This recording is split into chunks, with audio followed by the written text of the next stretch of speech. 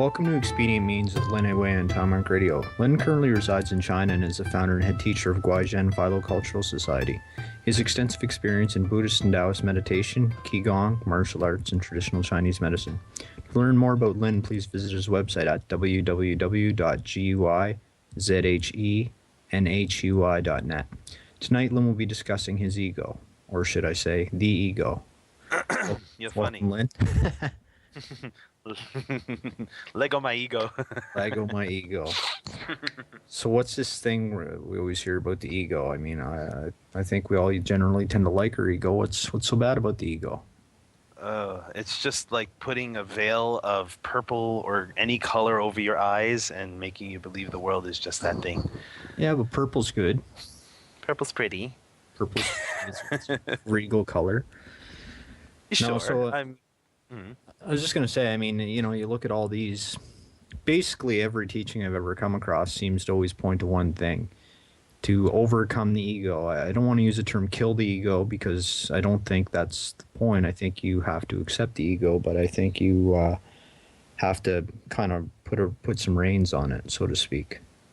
Well, I mean, you don't want to be violent about it now, do you? We don't want to go attacking ourselves and like, I got to kill my ego, so someone takes a knife and just stabs himself. No. Being morbid about it. But really, the idea is that in cultivation, there's always that talk of drop the ego. But even if one's not a cultivator, they just want to wrap their heads around this concept of an ego and why is it, looked down upon. It's best to understand that the ego is a state of consciousness that the mind puts together through one's own views and notions about how they see the world and about the world and about what they've been told is their quote-unquote self and their personality. And basically it's packed on with how their parents lived, how their friends live, the influences and characteristics that their friends have in their life, TV, radio, everything will give you some type of influence, and it's packed on in your mind that, well, these things are here, I'm influenced by them. You don't say that, but this is just basically what's happening, and you start to create more notions about how you are to react or interact with these quote-unquote things that are out there. And with that, we create a view of ourselves, and that view is what we'll go by, and it'll give us habits and mannerisms to go by. So I'll ask you this one. Does the ego have a function? I would assume it must, or we wouldn't have one. Well, you mean like, does it have a function of doing something or being very good for people, or is it just having a function generally?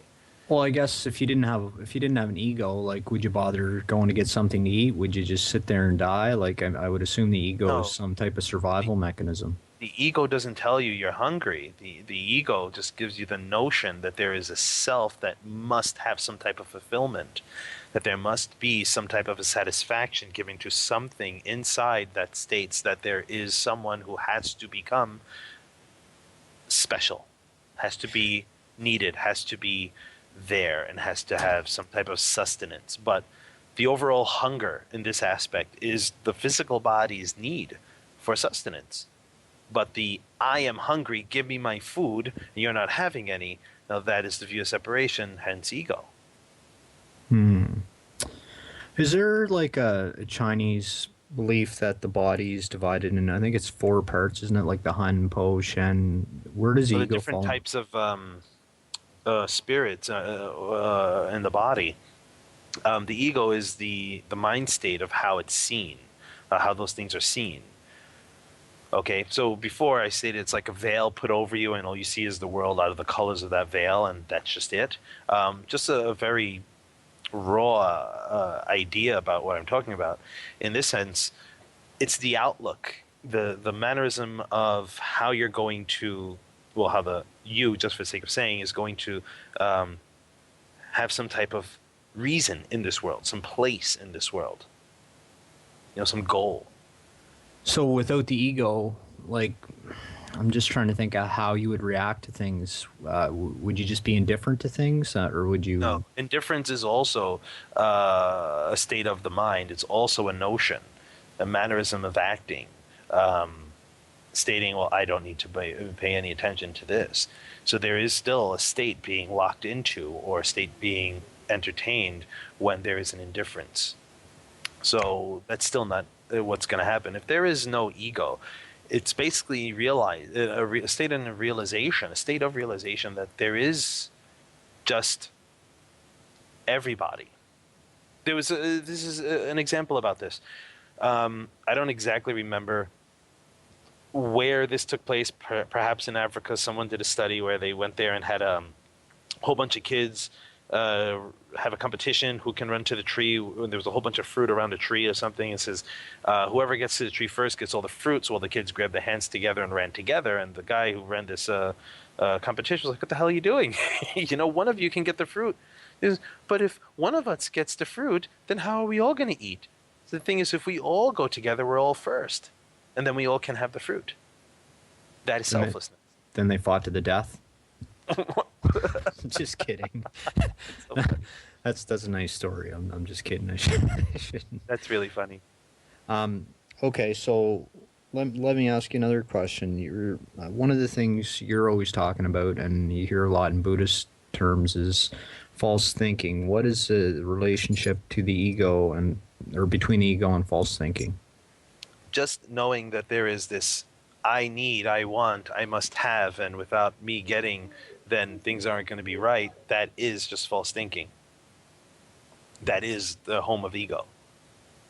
So if we're sitting there going, let's put it this way before I go into this aspect. Greed, anger, ignorance, okay? I'm hungry. Okay, the body's hungry. You recognize, oh, my stomach is hungry. This stomach is hungry. This body needs sustenance.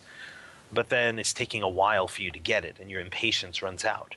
And now you become extremely hungry, where now you're being taken by this pain, and the notion of this physical body dying, okay, starts to create a worry and starts to go, I need food now, I need food now. Now the ego starts going in full time, and anyone with like a biscuit or a muffin or something is your enemy because they have something you need or you will die, and you go out and you rip it from their hands and eat it. That's greed right there. That's the ego-driven greed.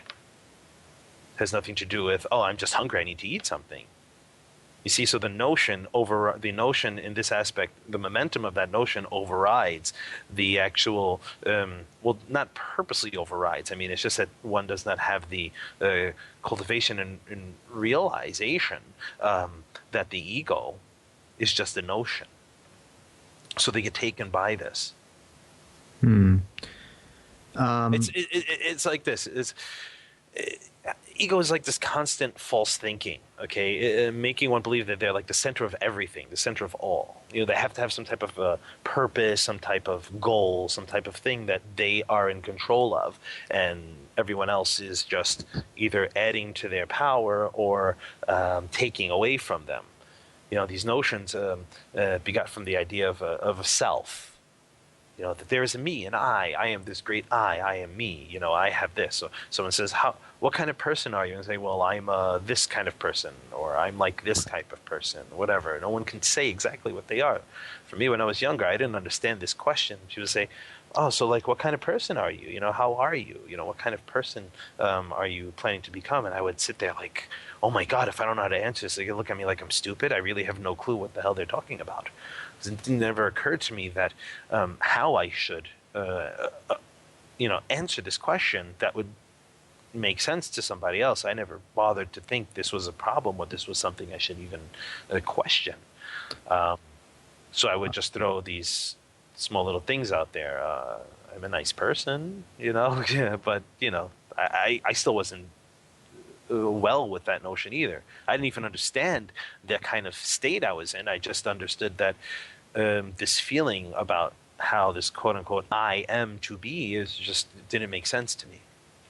I would assume it's probably, I don't know if you'll agree or not, but I would assume it's impossible to totally put down your ego. I shouldn't say that. When I say totally put down, I mean like for like an enduring amount of time. Well, think of it as something that one identifies to. Any a mannerism of identification not just talking about driver's license or security card or whatever. I'm talking about a mannerism identification that states you are something. What do you do? Oh, I'm a doctor, so identify with being a doctor. That is one's job. That is not one's quote unquote self, though.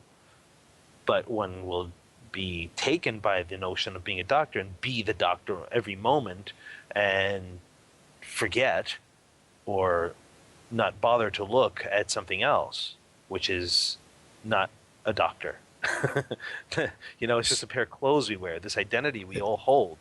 It's funny you said that. That's exactly what I was gonna say. I was gonna say it's like the ego puts on these different sets of clothing all the time, right? Mm-hmm. Hmm. So you ever read that book, The Emperor's New Clothes? I know the story. Something like that. And all I remember really from the story is that the emperor walked around naked, was it? Yeah, well, basically everybody was emulating the emperor, and then he, I don't even remember the gist of it 'cause I was a kid when last time I heard it. But anyway, I think he ended up going naked, and then everyone started emulating him because they thought that's what the new style was. Well, just think of it that aspect where you can see right to the person. Well, in this case, a physical aspect where you see the naked body, but what I'm talking about is the naked mind, the mind without views, the mind without notion. Now, it doesn't mean that there's a table in front of you and you don't say that's a table and you don't have any clue. It's not ignorance either. Okay, it's just that there's no identification to these things. There's no I am a better thing than this or that. So is enlightenment, is that the state people reach when they finally overcome the ego? You can say when a realization of the self has been attained, then refinement has to be done. So no, it's not the end result just because oh my God, I'm this ultimate, totally feeling this great creamy oneness with all things. Now it's refinement of one's mind because it's still false thinking. Even the notion of that old total oneness, that happy creamy fluffiness, is still a notion which can be affixed to a specific direction of identity. So it still needs to be refined that there is none of these things, these markers, so-called markers of one's attainment or one's realization, still must get thrown down because they can become identified to. So I'm kind of curious, like if somebody was enlightened and I say stole his last cup of tea and drank it in front of him, or ripped up his favorite and only robe, would that do anything to someone like that's ego? Would it flare up at all, and maybe in a little bit, and then he'd catch it, or would he totally if there was any anger at there being, oh, my robe has gotten ripped up, oh, that sucks, then there was no enlightenment there. It'd just probably laugh and go, what did you want to accomplish, dude?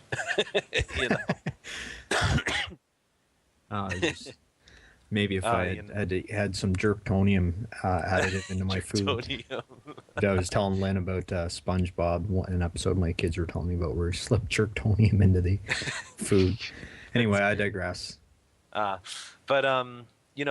The ego is like this state of mind. It points one into greed, anger, and ignorance. I mean, the greed of wanting or a greed of needing to have something special about them or something specific that's quote unquote better than other people or whatnot, and trying to get that type of position, no matter what kind of position they're looking for, no matter what kind of mannerism it's in. It could be in the most ridiculous of places. I mean, when I say ridiculous, I mean in the most non-city-like structured areas. It could just be anywhere that someone thinks that they're better or special or have something good about them that other people should recognize.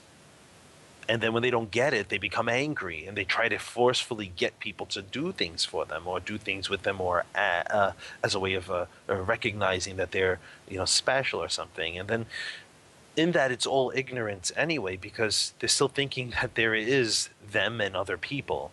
I mean, even though there's different physical bodies, the overall looking at the core of all these living beings here is just realizing that we're in the same quote-unquote substance. We are of the same entire makeup.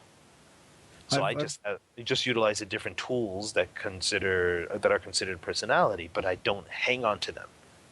Yeah, I was gonna say I've heard some authors say the ego itself is not a bad thing per se. Without the ego, like the Buddha never would have achieved enlightenment. What do you think Well, about that?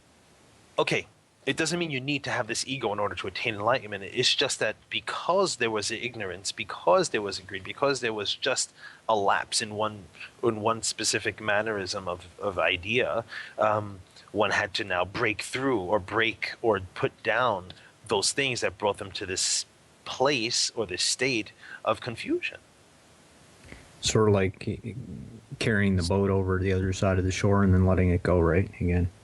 Pretty much. I mean, it's not that you needed this ego to have to awaken. The Buddha didn't actually need to have the ego, but because that was the conditions in this land, or that was the conditions in our world system, well, that's exactly what just had to get done.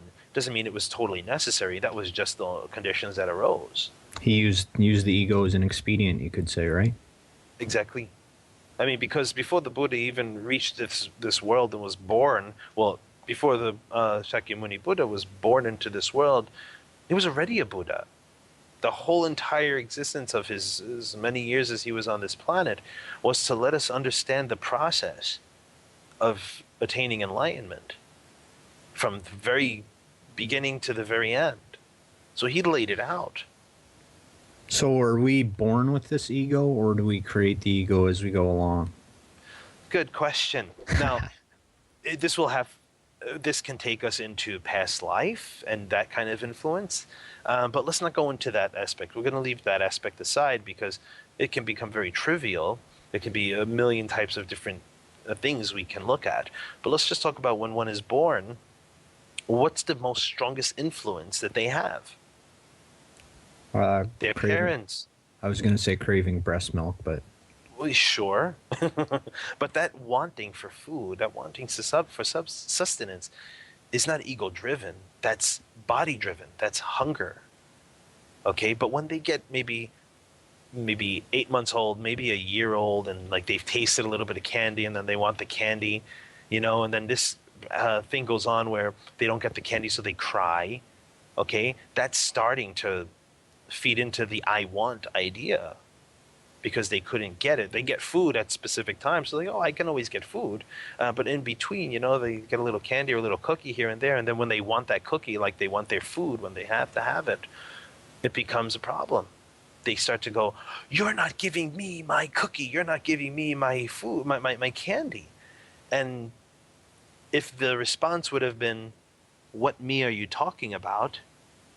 The kid, if that was the response, the child may sit there and go, well, "I just want some candy."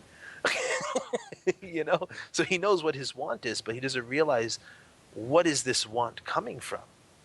And you say it's just your habit of having it at other times, the state you are in at other times. You want to feel that happy state again. You associated the state of having the candy and the feeling you had of receiving such a thing with every other time you're going to get it, or every other time you think you want it. So then you create this notion that there is a you that should have exactly that good feeling that you created upon when you first had the candy. and I would assume the more times the kid freaks out and the more time he gets the candy, the stronger the ego is being built up. Yes, because now there's a notion that states, I've gotten the candy because I did such and such a thing. So that means I'm being recognized. That means I'm being fulfilled. And this is the method in which I can gain. And if no one gives it to me, they don't love me. That explains a lot about our current society, doesn't it? Mm-hmm. Yeah. Now, even a little child who's totally ignorant to these things goes through this from their childhood, from when they're born up to like 5 years old. By 5 or 6, they could really, even earlier now, they may be able to start understanding some types of concepts if they're just given the chance to hear them. And if you let them understand in specific aspects, and you really gotta not drill it, but explain and be patient, about certain things, they can understand that this wanting is just temporary, and them not receiving or them not attaining doesn't mean that there is a loss of any integrity within them. See, it's really based on how they're viewing things and how we ourselves as adults now are going to view how we interrelate with the whole entire gamut of the world consciousness. So what's the connection between emotions and ego? Say like jealousy or anger or what have Okay, you. this is where people go, thoughts and emotions are totally separate from each other. You can be thinking something but not feel, and you can feel something but not think it. That's not true. Because there is a thought, there will be emotion. Because there is emotion, there will be a thought. So these things are very interlinked right away. So what would be what would be an easier path to maybe this is kind of false thinking. I'm already starting to assume it is. But would it be easier to overcome the ego by overcoming the emotions? It's easier to overcome all of it just by being mindful. Recognizing when you go into these states, recognizing when you're going the I want, what the hell is going on here? This person said this to me. And you say, wait a second.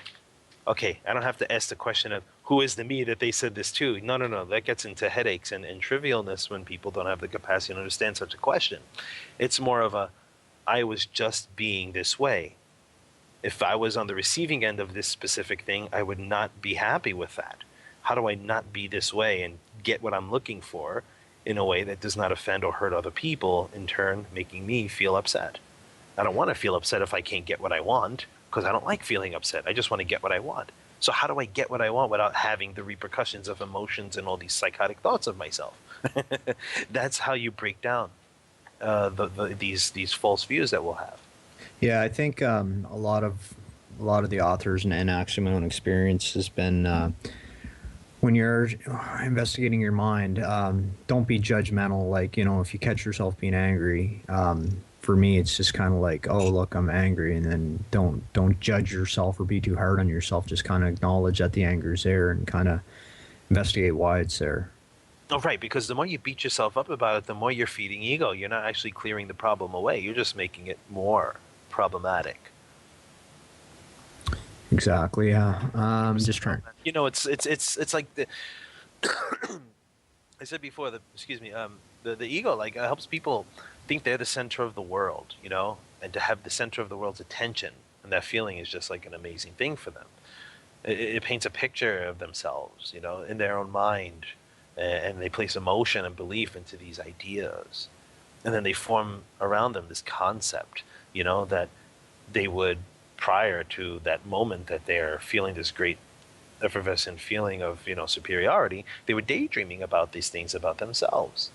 So all these things are just thoughts that they add emotion on top of emotion on top of notion, and they just keep creating this big mold of things. On top of this kind of feeling, they attract people with that similar vibration. So the like mind attracts the like mind, and those who are not very confident in their mind as well. So it's like if you got a person who's just a very overpowering in their emotional expressions and in their speech and in their actions, it attracts people who either feel empowered by having being part of that kind of person's friendship group, or they'll attract people who are just like that person itself, just like themselves. So, our fear of death, do you think that primarily stems from the ego?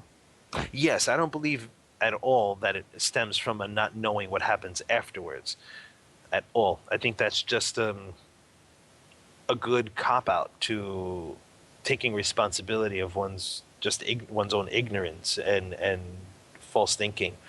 You see, fear of death is just this I is going to die. This I is not going to live anymore. That means people identify with their body. They identify everything around them with something that's temporary, and they don't want to hold. They don't want to let go. They want to hold on to this temporary, gratification. So they just get worried, and then they make up all these notions. Oh my God, what's going to happen to me afterwards? Am I going to hell? Am I going to heaven? Am I going here? Am I going there? But their whole entire life was lived with the total foundation that this can end at any moment anyway. But they just blow it off because it's not in their face until that very last moment. They go, shit, I would have done things so much differently. So it's still notions, still controlling their whole entire outlook on their own dying. Yeah, a thought just popped into my head. It's almost like, they've built this beautiful sandcastle at the edge of the shore, and they're kind of hoping the tide's not going to come in and wreck the castle and bring it, There you go. return it back to what it once was, right? Right. So they build up walls around the castle, hoping that nothing breaks through. You know, Yeah, yeah. and we do that. I'm trademarking that story, by the way. Nobody else can use that without my permission. If they do use it, they have to send me $20. Well, you know, I think Jimi Hendrix used it. Yeah, castles made of sand. Oh, okay.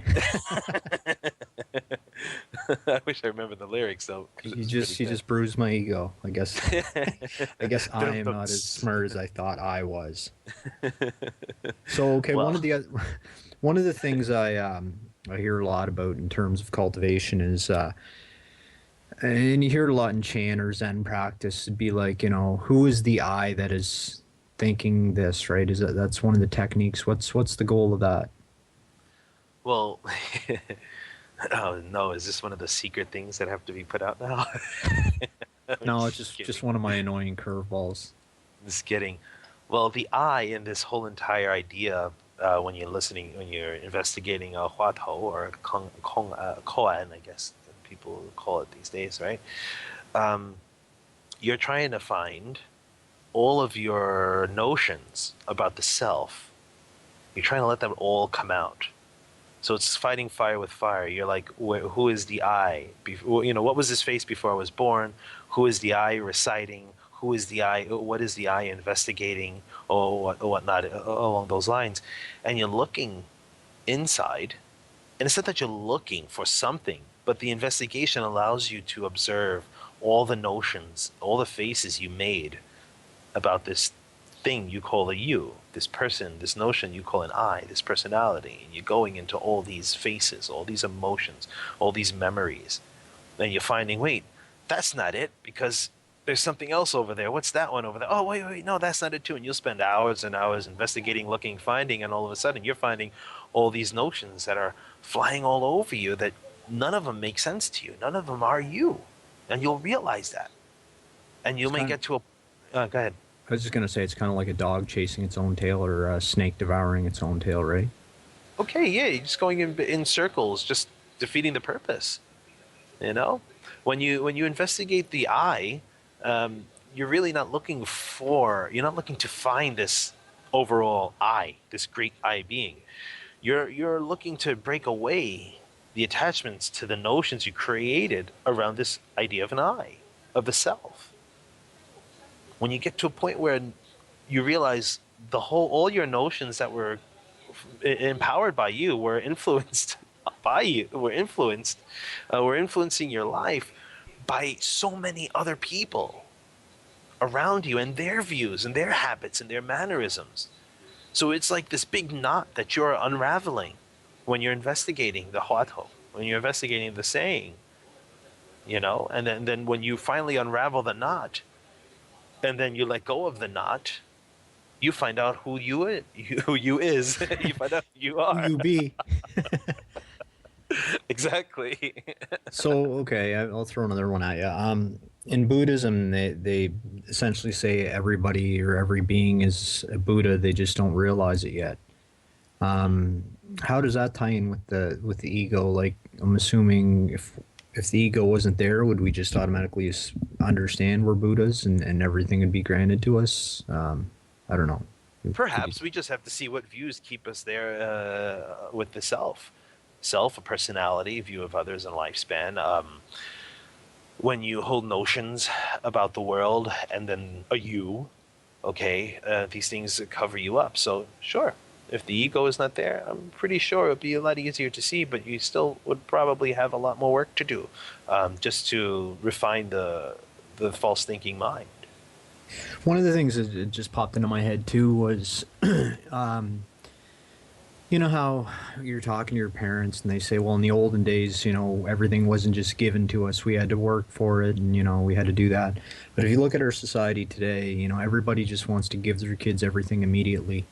Hmm. And it almost seems like we've built up a whole culture of egotism, and it seems like that's a lot of what the moral decay is. It's eating away at our society. What would be a good way to kind of raise your kids or to teach your kids that would not build up their ego? I would say my father did a good thing when I was young, and I used to despise the idea when I was a teenager, But then when I moved out of my house and lived on my own, I appreciated it because I had a lot of time to go into my past, solitude-wise. He, when I was about 5 or 6 years old, would when I would ask him for money to buy a toy, he would ask me if I had a job. And I said, I'm 5 years old. So, 6 years old or 5 years old, whatever. The idea was, he told me, when you have a job, you can buy whatever you want. I said, but why can't you just give me the money to buy it? Everyone else gets the money to buy it from their parents. He goes, well, I'm not everybody else's parent. So you figure out how you're going to get money. What are you going to do in order to do it yourself? And I just looked at him and said, who's going to hire me? I'm a kid. He goes, do some housework. So every week he gave me $5 for sweeping and mopping and helping clean the dishes or put the dishes away and setting the table and whatnot. I did stuff that, most adults would want to do or would do, and take out the garbage and stuff. And that was a regular thing for me daily. If I missed a day, I didn't get the money. So I just kept doing it until I had enough money to pay for my toy, but I just kept doing it after. Then he just decided not to have me always do it, but I saved money to have the toy. I didn't buy it though. I just didn't want it after about a month and a half. I ended up with $40. I said, this is great. I have $40, and I just had the money there. What do I do with it now? I just waited till I had a little bit more money, and then if something spontaneously popped up that I had an impulse for, I'll just buy it. But at that point, I would always ask, do I really want it? Because so it would help me think. I put so much work into doing this thing for a specific goal, but I ended up deciding I'm not going to waste all my time just for this thing I'm going to play with for a little while and get bored with. So that's what he did to me. I guess I did it totally backwards because the other day my daughter was throwing not a tantrum, but bugging me and hounding me and telling me she wanted something. So I said, well, what do you don't have any money? And she said, well, I can do some stuff around the house. So I ended up buying her the item first before she did the stuff. Oh. This was like a month ago, and she still has not folded the said laundry she told me she was going to fold. So I guess so funny. Going forward, maybe I should do it the opposite way. I get her to do the work first. So my son, he's 14 months old, and he's like, he points to his toys and goes, And I say, you want it? Go get it. And he's looking at me like, what are you, nuts? He just looks at me and he just keeps pointing. I'm not giving it to you. So he starts crying. And I say, you just got to stand up, stretch out your arms, and pull the thing down yourself. And he just like cries a little. And my wife's like, just give him the damn toy. I'm like, no. Teach him young. And he gets up and grabs it himself. Then he throws it on the floor and looks at me with this disgruntled face. So for everyone out there, you can thank your stars you didn't have a Chan practitioner as a father when you're younger. Although it would have paid off later, but it would have been a pretty frustrating experience. Yeah. Oh man, it's so funny. But anywho, we can fix these things even now, no matter how old our kids are, 15, 14, even 20, even 30. Just throwing in some hints there when they're older. But when they're in their, single-digit ages till their double-digit ages before their 20s, in their teens or whatnot, you could just start not enforcing, but being that specific mannerism, saying, look, you really got to put some quality into the things or into the methods that lead you to what you're looking for. Do something for it. Do something with it. And ask yourself this question: is it so necessary to waste all that time you put into it just to get it? Yeah, and again, a lot of times if my children want toys, they want this or that, I'll be like, well, you want that Lego set, but you got 5 of them that you haven't played with in 2 years. Do you really need that Lego set? And I said, what usually happens is you think you want it, then you get it, and within a day or two you forget about it, and your mind moves on to the next thing. So even though he may not 100% understand the point I'm getting at, it's sort of like planting some seeds, right, that maybe will take root later. Right. Later on. Right. I mean, truly, it's okay, give your kids things too, and even though, they need to understand these principles of value, and hard work. Well, hard work means just putting effort into the process of getting or attaining what their goal is. Okay, that's important. But that could also go into the ego mind state as well, because it could be greed driven.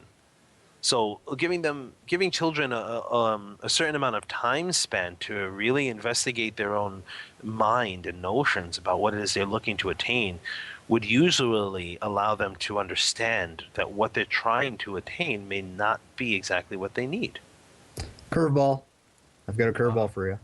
uh, And this may lead into one of our other talks that we're going to be doing in the next couple of weeks. But if somebody's built up a really strong or really reinforced their ego, built up a big, gigantic structure around it, is that a demonic state of mind, or is that on the path to becoming a demonic entity? Okay, wow, very interesting indeed. Now, every single experience that we all face in every moment of every single thing that we do is a state. It can go upside or downside and anything, okay, in any mannerism. So let's put it this way: reinforcing the ego, or reinforcing this notion of an I, so much so that everything you do is based on how you can gain and how others must like see you and worship you or recognize you and respect you without any fail. That's going into the realms of deep egotism. And yes, it is what we'll call going to the demonic root. And of course, once again, as soon as we go, it's bizarre how this happens, but almost every time we start talking about these demonic states or something, your Skype starts getting distorted. It's starting to freak It's me out.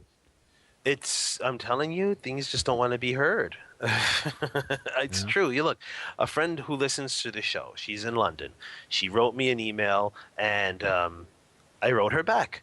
And I was discussing about how specific things are happening in our world. And it was about demons and whatnot and spirits and whatnot. But I'm not going to go too deep into that here. It's not the point, the place for it.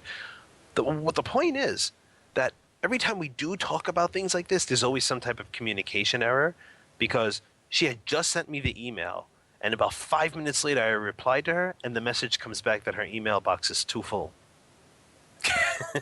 It's funny. I mean, once or twice you say, "Yeah, it's just a glitch or this and that," but it seems like it's really starting to become a pattern. I mean, wow, it's funny It's because funny. we haven't had one problem the entire last 40 minutes, and then as soon as we talk about that, as soon as you Yeah, start, it's wow, look, crazy. and that's it. So with ego, it goes into demonic states with the eyes and the self and the personality and I'm this big, great person. I do this. I do all this. I'm wonderful. I have this skill. I have this smarts, and everybody else is just no good. And all the insinuations, which are masked by the imaginary humility, okay, are upon everybody or many people. I'm not going to say everybody. I was going to say that first, then I said it anyway. Anywho, many have this insinuation of humility, but the insinuation is just really pointing that they're not very humble to believe exactly what they say. And it can be so subtle. So, having this ego and having this whole setup of you know, um, the eyes and the greed, the eyes and the I need self gratification and all this stuff, it's a culmination of dependence. It's like people develop this whole type of community of people who are codependent upon each other's ego for each other's ego, the development of their own ego. Yeah, and that again, I guess, is one of the dangers with spiritual work or martial arts or anything like that. Very. You have to be careful that as you be, I don't want to say become more powerful, but I guess you could say that, even in terms of martial arts, you become more physically powerful or, a better fighter or whatever. The danger is Yeah. always that it's Yes. gonna at the Yes. same time build up your ego. Yes. Yes. Yes. Where you get to a point where you feel people must respect you. People must understand and listen to you. And if people don't follow your ideas or your way of thinking, that they are ignorant or they don't know what they're doing, or their skill isn't great enough. And I can speak volumes of this aspect. it comes in spirituality, the same thing. People are like, oh, I have this great feeling of bliss state, this blissed out feeling, oh, this wonderful greatness, and now I'm this total universal I, this universal oneness, this great God, I God being, or I am, this wonderful universal I am. You know, people are get attached to this so easily because it's a security. You state something you are, and you live the idea of such a thing, but there's no substance for it. It's only your own false thinking. That's why the Yeah. Buddha's like, drop this idea, drop this notion of the soul, spirit, self, all this stuff. We'll say it as part of how we're going to discuss how to focus the mind, but still, just drop this idea. Someone made an image of him and said, look, I made an image of the Buddha. Now we can always have an image of you. He goes, destroy it. That doesn't look anything like me. He goes, Hmm. that doesn't look anything like a Buddha. You said it looks like me, and you said I'm the Buddha. I don't look like anything of a Buddha, and that doesn't look anything like a Buddha either. Destroy it. I guess maybe sometimes people can get lucky. They could jump on the spiritual path, kind of looking for powers or abilities or what have you. But if they start practicing diligently, maybe they'll realize that those things are sort of side paths, right? Yes, these things you don't need to do spiritual powers, and having any type of ability that's not the the the way people do things. Just having psychic abilities, being able to read tarot cards, being able to see crystal balls, to do things with crystal balls, being able to read people's palms, read people's faces, being able to do clairvoyant work, and anything else in that aspect, or having any other type of spiritual power, whether it's astral travel, all this stuff people are so amazed by, doesn't mean one understands the way the universe is. You're just getting a small little baby teaspoon, so small an ant could drink of it, an ant can take a sip of it, of information. It's part of a greater spectrum of amazing things out there that has been here forever, that has taken many names in our world the last 5,000 years that people are associating with this time around. Give it another 5,000 years and they'll never say the word Tao, and they wouldn't be talking about the word Buddhism.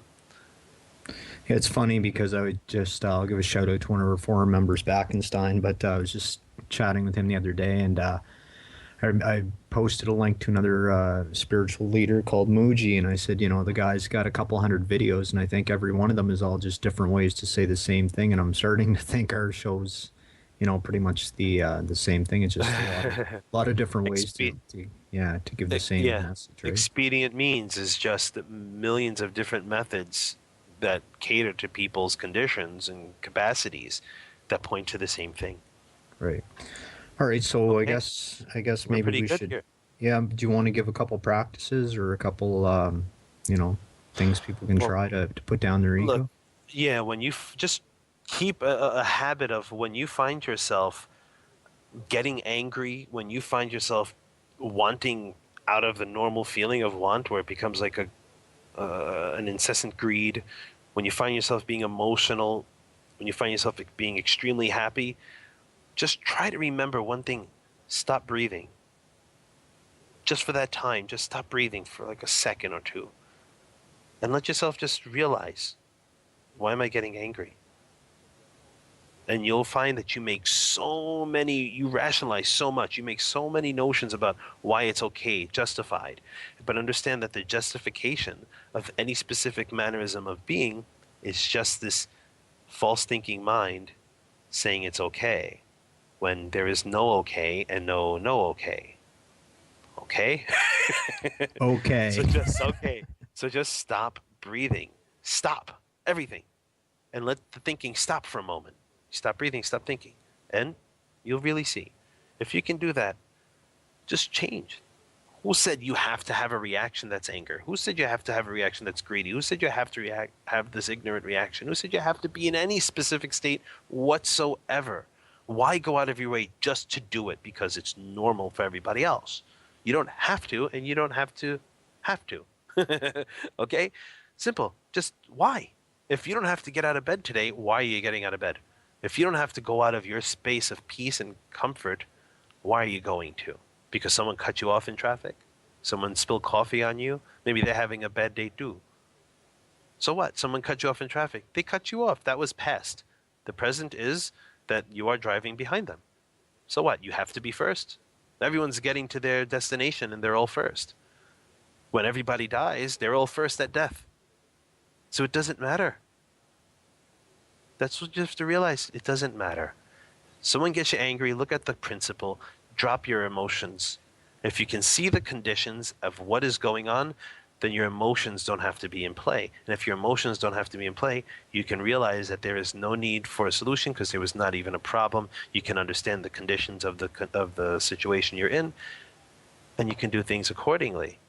If you add emotion to things and false thinking sets in, at that point, things become more complicated.